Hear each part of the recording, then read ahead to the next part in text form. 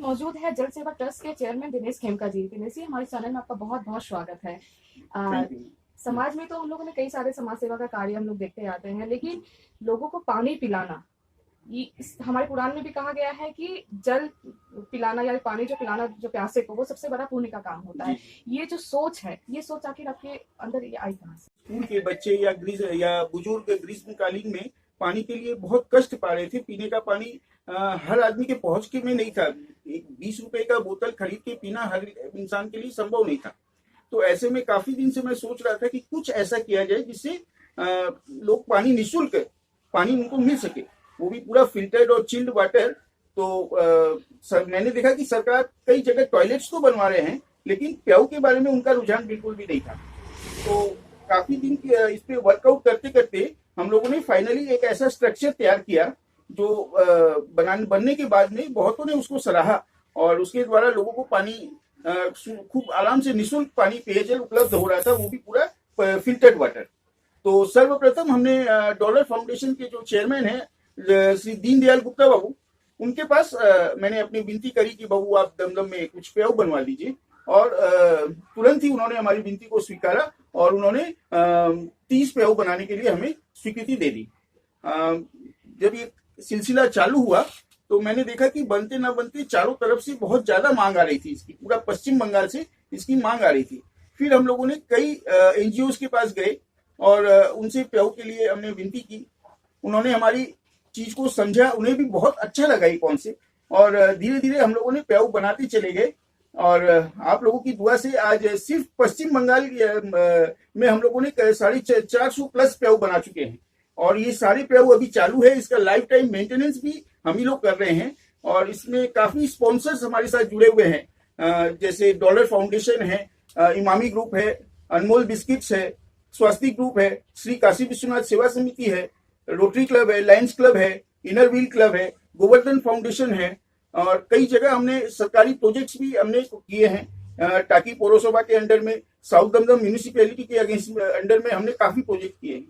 जितने metro station है वहां पे भी मैंने देखा है कि आप जो प्याऊ है वहां लगाया गया है, तो वहां पे लगाने में किसी तरह की कोई समस्या आई हो, या फिर उस तरह का डिमांड आपको उस तरह से हुआ कि या फिर अपने मन से ही वहां पे आपने लगाया है?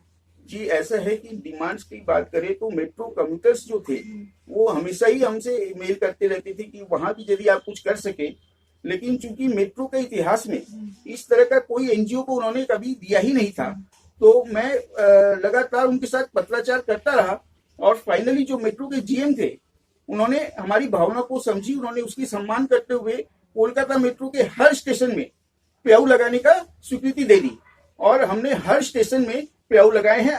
आरओ वाटर वहां पर लगाए हुए हैं ऑल स्टेशन में, और आज से 3 साल से वो पूरा सुचारू रूप से चल रहा है। इसका लाइफ टाइम मेंटेनेंस भी हम ही लोग कर रहे हैं और करते रहेंगे। ये जो आपका प्याऊ का जो लगाने की जो विधि है, ये बंगाल तक ही सीमित है कि बंगाल के बाहर भी आप? जी नहीं, हमारे को पूरा भारत वर्ष से जब इसकी डिमांड आ रही है, लोग हमें रिक्वेस्ट कर रहे हैं, तो हम लोग इसको अभी ऑलरेडी हम लोगों ने भुवनेश्वर में 60 पीस प्याऊ का निर्माण कर चुके हैं, और उसका उद्घाटन भी हुआ है। और उसके बाद झारखंड में हमने प्रोजेक्ट किए हैं, और तमिलनाडु चेन्नई में साउदर्न रेलवे में हम लोगों ने किए हैं, और अभी वर्तमान में हमारा दिल्ली के 270 स्टेशनों में आरओ वाटर इंस्टॉलेशन का काम चालू है। इसमें 21 पीस ऑलरेडी हमारा कंप्लीट हो गया है, जिसका ऑफिशियल इनॉग्रेशन इसी मंथ होने जा रहा है। इसके अलावा आपका और कौन सी समाज सेवा में जो है कार्य जो है आपकी संस्था करती है, इसके बारे में कुछ हमें बताइए। जी, मुख्य रूप से हम लोग जल सेवा से जुड़े हैं। जल सेवा ही हमारा लक्ष्य था। 1008 का हमने एक लक्ष्य लिया था, जो मेरे लिए एक बहुत बड़ा लक्ष्य था, लेकिन आप सबकी दुआओं से और हमारे स्पॉन्सर्स की मदद से ये 1008 का लक्ष्य करीब करीब पूरा होने जा रहा है। और इसके अलावा अभी कोरोना काल के बाद जहां पर लोगों पर आर्थिक बहुत बड़ी मार पड़ी है, लोगों ने अपने रोजगार खो दिए हैं, लोग घबराए हुए हैं, ऐसे में हम चाह रहे थे कि जल सेवा के साथ यदि हम अन्न की भी व्यवस्था कर सके तो इससे बड़ा और कुछ नहीं हो पाएगा। मेरा बहुत बड़ा एक सपना था। मैंने कुछ महीनों पहले ही स्वास्तिक ग्रुप के चेयरमैन जो है विवेक रुइया बाबू, उनके पास विनती की थी, तो बाबू ने तुरंत हमारी विनती को स्वीकार करते हुए एक मोबाइल रोटी सेवा van automatic fully self operated उन्होंने स्पॉन्सर किया है, जिसका बुकिंग का काम हम लोग कर रहे हैं। और स्वेच्छासेवक के रूप में हमारी पूरी टीम, जल सेवा ट्रस्ट की पूरी टीम जगह जगह पूरे पश्चिम बंगाल में प्रतिदिन 2 शिफ्ट में प्रतिदिन 2000 नीडी पर्सन को हम लोग एकदम निःशुल्क भोजन मुहैया करा ये रहे जो हैं। आप बताएं जो सभी जगह जाते हैं, ये क्या किसी एक एरिया में सीमित है या फिर ऑल ओवर बंगाल में? नहीं, पूरे पूरे बंगाल में हम लोग सेवा दे रहे हैं। आपको जान के खुशी होगी, हम लोगों ने हाल फिलहाल ही आपको मायापुर में इस्कॉन मंदिर में सेवा दी है। हम लोग लोकनाथ मंदिर में हमारा गंगा सागर सेवा मेला में पूरी सेवा चल रही थी, पूरे 15 दिन चली है सेवा। और पूरे पश्चिम बंगाल में हम लोग ये सेवा प्रदान कर रहे हैं। पूरे पश्चिम बंगाल में कहीं पर भी आप किसी को भी जरूरत हो तो हमसे संपर्क कर सकते हैं। यहाँ पे दमदम में सुने साईं मंदिर का बड़ा नाम है, वहाँ की जो पालकी है वो निकलती है होली के समय में, उस वहाँ पे हजारों की भीड़ उमड़ती है। तो वो साईं धाम का ऐसा क्या चमत्कार है जो लोग हजारों में लोग वहाँ जुड़ते हैं, उसके बारे में कुछ हमें बताइए। चमत्कार का तो ऐसा है कि लोगों की आस्था है मंदिर के प्रति, काफी दर्शनार्थी आते हैं वहां पर नित्य दर्शन करने के लिए। तो मैं ये सोच रहा था कि कई से लोग जो बूढ़े बुजुर्ग है जो शिरडी नहीं जा पा रहे, साईं बाबा का पालकी दर्शन करने नहीं जा पा रहे हैं, यदि हम लोग बाबा की पालकी यात्रा यहीं पर निकालते हैं तो बहुत से लोगों को दर्शन का लाभ यहीं पर मिलेगा। तो आज से 6 वर्ष पूर्व हमने शिरडी साईं बाबा की पालकी यात्रा चालू की थी, जो आज तक चल रही है। प्रतिवर्ष इसमें 3 दिन का हमारा उत्सव चलता है। इसमें भोग प्रसाद कीर्तन भजन और अखंड ज्योत चलती है और करीब 70,000 से 1 लाख आदमी का एक विशाल प्रोसेशन यहाँ पर जुलूस पालकी यात्रा के रूप में बाबा का निकाला जाता है। पालकी के साथ लोग खूब धूमधाम से नाचते हुए पूरी पालकी पूरा दमदम इलाके में ये घूमती है। एक सवाल मेरा था कि प्याऊ तो सभी कोई लगा देते हैं, लेकिन उसका मेंटेनेंस जो है बाद में दिखते हैं नहीं हो पाता है, उसको सही रख तो आप द्वारा जो लगाया गया, जो जल सेवा ट्रस्ट द्वारा लगाया गया जो प्याऊ है, तो उसका मेंटेनेंस जो है वो किस प्रकार से होती है और उसकी स्वच्छता पे कितना विशेष जोर आप देते हैं? जी, हमारा जहाँ तक मेंटेनेंस का बात है, जो प्याऊ हम बनाते हैं उसका मेंटेनेंस का लाइफ टाइम दायित्व तो हमारे ऊपर ही रहता है। और हम लोग हमारी पूरी experience team of technicians engineers रात दिन इस कार्य में लगे हुए हैं। मेरे ख्याल से शायद ही आपको कोई ऐसा प्याऊ मिलेगा जो 1 घंटा से ज्यादा बंद हो। कोई भी ब्रेकडाउन में हम लोगों ने फलक पर ही सर्विस सेंटर का नंबर दिया हुआ रहता है, तो हमारे पास कॉल आने के तुरंत मैक्सिमम 3 आवर्स के अंदर वहां पर हमारा आदमी पहुंच जाता है। हमारे आदमी चारों तरफ बाइक लेके पूरा बंगाल में घूम रहे हैं, तो हम लोग ये कॉल फॉरवर्ड करते ही वहां पर सेवा देने पहुंच जाते हैं।